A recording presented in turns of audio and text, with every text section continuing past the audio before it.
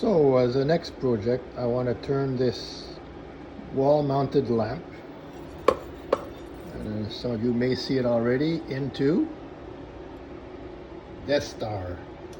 For my home theater, I have want to make two of them, one for each side of the wall, each wall I mean, on either side of my big screen for my home theater. So let's see what we can get done. So this thing's a bit dirty, so step one is going to be to clean it up. I bought it used on Marketplace for basically nothing, and I bought three. I gotta make two, but I bought three, so I have a spare so I can try all kinds of different things, see how it goes. So to get the center line, I measured the diameter of the globe just laying without the tape underneath it, which is holding it, and I marked a line right there at 10 centimeters, which is the middle. And now, so I can make this nice and centered, I put it on a roll of tape. I made sure it's level in multiple directions that way. Turn it around that way. There we go. Then I remeasured the height of the mark I made from right here. So it's 11.6 centimeters. So from this position now in its holder, I'm going to mark all around that 11.6, and I'm going to put the elastic band all the way around, because this is going to serve to mask off where I'm going to paint. The whole idea here is I'm going to paint this dark gray, except where I have tape, and I also bought some pinstriping. And so where the pinstriping and the elastic is, the paint won't go, so light should shine through once I turn it on. With the finished product, at least that's the plan. So with the sphere level, using my laser level, that hash mark where it crosses, I'm going to slowly turn the sphere all around to make sure the elastic at that spot is always exactly the same height. That way I know I have a nice straight line all around. And just for fun, I actually put my laser level on the front bumper of my car. So here's my final setup to make sure my elastic band is centered. I got a square here, and I make sure that my little tape roll here, frog tape, is perfectly up against both sides. So it's always the exact same distance from the laser, and very frequently I keep checking that this is level. It's just slightly off as you turn it.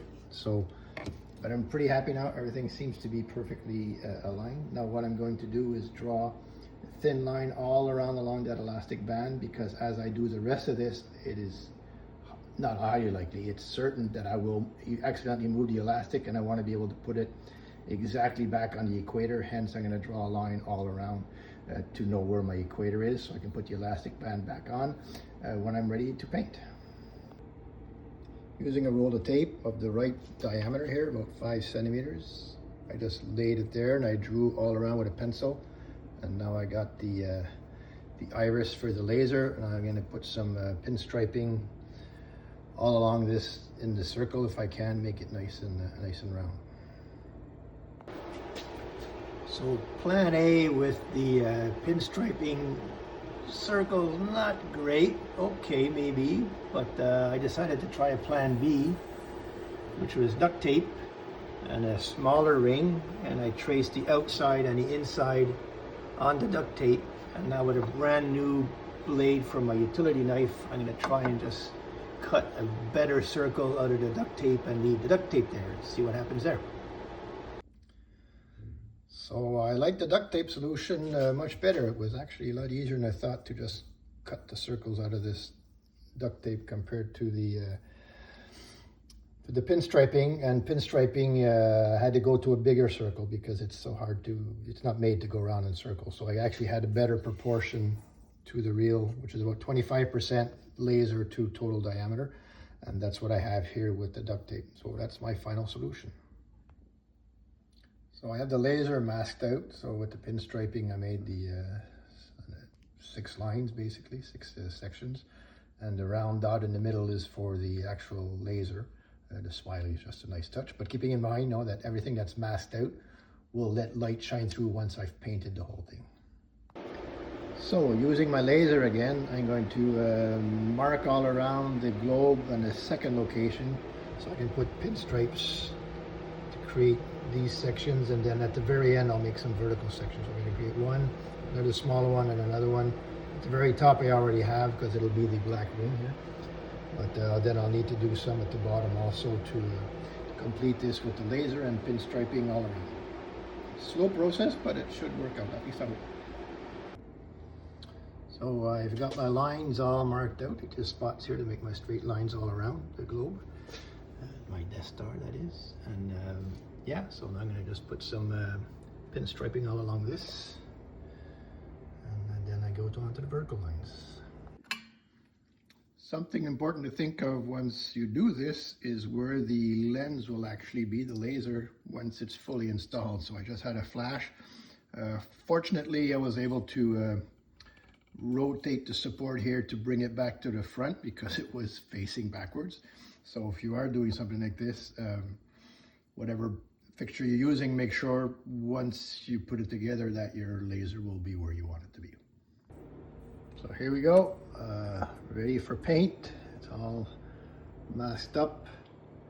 Now for the moment of truth, set up the paint and see what comes out of it.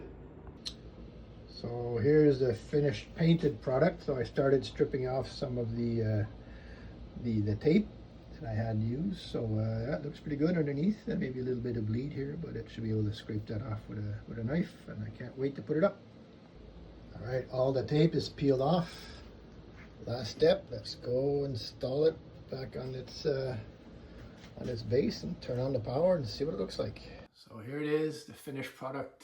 I think it's just so cool. A second coat of gray, maybe could have made it just a bit darker. You can see just a few blemishes on it, but otherwise I'm very, very happy with the result. It's going to look so cool. Now I got a second one to put on the other side of the room. And yeah, it'll make my home theater just that much more Star Wars-y. If you want to see the rest of it, it's a full Star Wars theme here. Picture called Vader in Vogue. Some Van Gogh Star Wars-y. Some of my Legos, of course, Star Wars. And here on the other side, some vintage, original 1970s wallpaper. And this thing is called Breakfast on the Dark Side. And then I have a whole bunch of helmets, Darth Vader, a few other ones over here. So my theme is now complete.